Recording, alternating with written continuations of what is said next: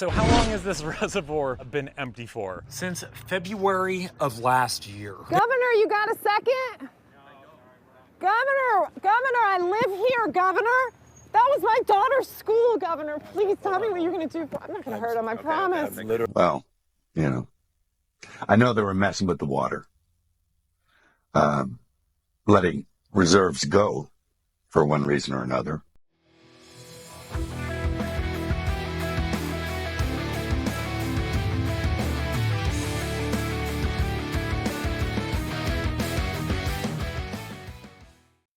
And welcome to The Right Angle. So, as we all know, Los Angeles, the city of dreams, is once again engulfed in flames. They've had a major wildfire maybe the last decade, every year, 3 or 4, 5, 6. We're not sure how many. Well, I guess I can look into that. But the wildfires rage across the region. It's destroying homes, livelihoods, obviously lives. I think at last count, I think we're at 13 or 14 lives lost. But behind the smoke and the ash, there's a bigger story there. There's a story of failure, a failure of leadership, a failure of planning, a failure of responsibility, and most importantly, failure of accountability. Governor, you got a second? Governor, I live here, Governor. That was my daughter's school, Governor. Please tell me what you're going to do. I'm not going to hurt him, I promise. I'm literally talking to the president right now to specifically answer the question of what we can do for you and your daughter. Can I hear it? Can I hear your call? Because I can't- it don't doesn't- believe it. I'm sorry. There's literally, I've tried 5 times. That's why I'm walking around to make the Why call. is the president not taking your call? Because it's not going through. So Why? I have to get cell service. So There's let's no get cell it. service. Let's get it. I want to be here when you call the president. I appreciate it. I'm doing that right now. And it's to immediately get reimbursements, individual assistance, and to help you. I'm devastated for you. I'm so sorry, especially for your daughter. I have 4 kids losing the school. Everyone who went to school there, they lost their homes. They lost 2 homes because they were living in one and building another. Governor, please tell me, what are you going to do with the president right now? We're getting the resources to help rebuild. We're getting Why the was there no resources to do water it. in the hydrants, That's Governor? all that's all literally. Is it going to be being- different next time? It has to be. Has to Right. be. Of course. What are you going to do? I'm doing To everything fill the I can. hydrants. I would fill them up personally, you know that. I literally have. I would fill up the hydrants myself. I understand. But would you do that? I would do whatever I can. But you're not. I see do you know there's water dripping over there, Governor? There's water coming out there. You can use it. I appreciate it. I'm going to make the call to address everything I can right now, including making sure people I'd are like safe. to make sure you do. guys. Can He needs I to have call an the president. opportunity He to at needs least to- tell he needs to people call you're the doing what president. you're saying you're doing? Thank you. Could somebody have a contact? Can I have your contact yes. information? Right Right there. now. Can't we just say this guy is done?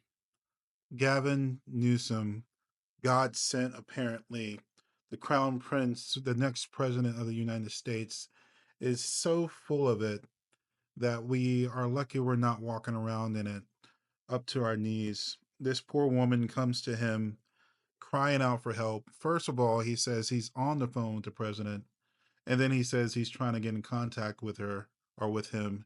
So obviously, the guy's lying out of his teeth. This snake oil salesman, this fake redeemer of sorts, is not going to be the person that solves this crisis. He's the one that has put this crisis into the forefront.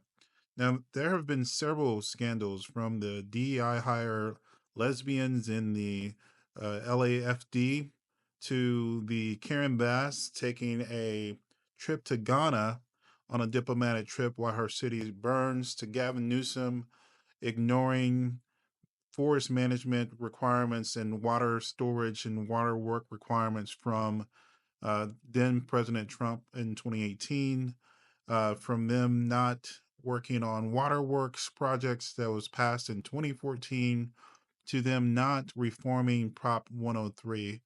But we're not going to talk about all those. The biggest thing I want to know about is kind of what she said. What she's kind of mentioning here is, why weren't the reservoirs filled with water? Why weren't the hydrants able to help the firefighters do their jobs?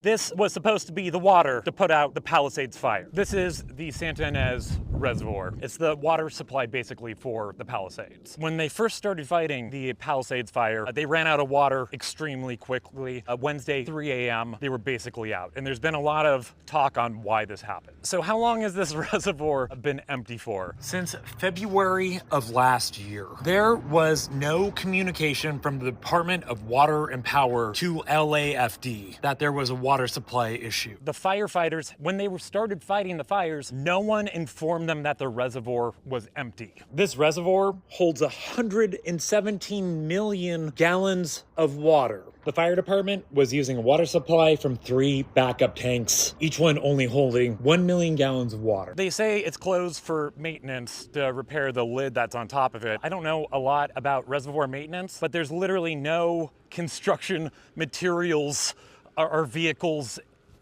anywhere in sight. Also, with a reservoir like this, you can refill it or start to refill it. So another question is, if they saw the Santa Ana winds were coming and we have this remarkably dry wet season, why was there no attempt to start refilling it back up? I know I threw a lot out there, but I think we need some answers, guys.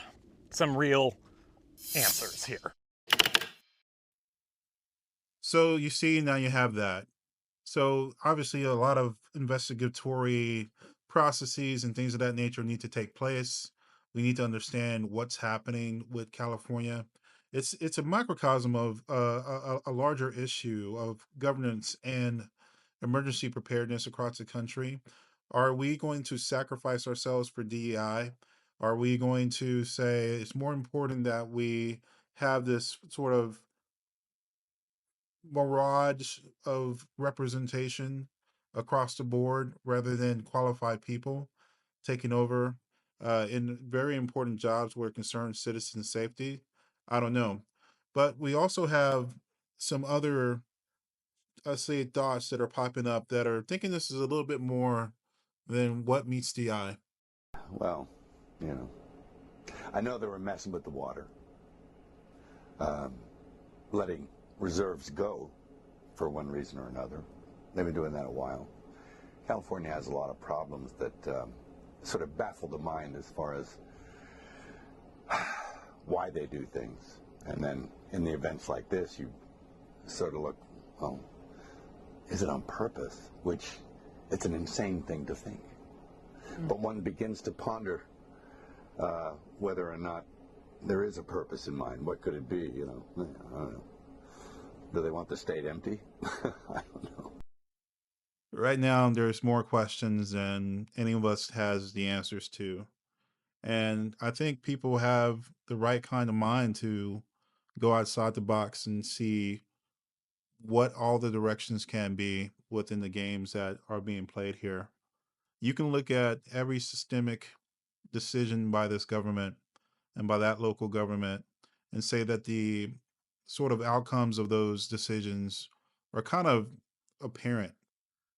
You don't fill the reservoirs with water. If there is a fire, yes, everything will burn.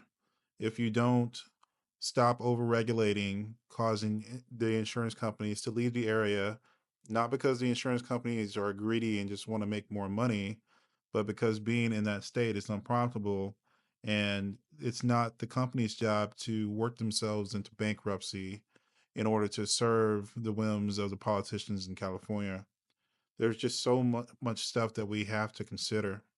And again, the biggest question for me on this video is, why weren't the reservoirs filled with water? Why does it feel like the crisis was purposely mismanaged? These aren't just mistakes, they're failures that cost lives and that destroy communities. We need accountability, we need transparency, we need real leadership, and thankfully we have that coming in just 9 short days. But anyway, that's been The Right Angle. We'll talk to you on the next one.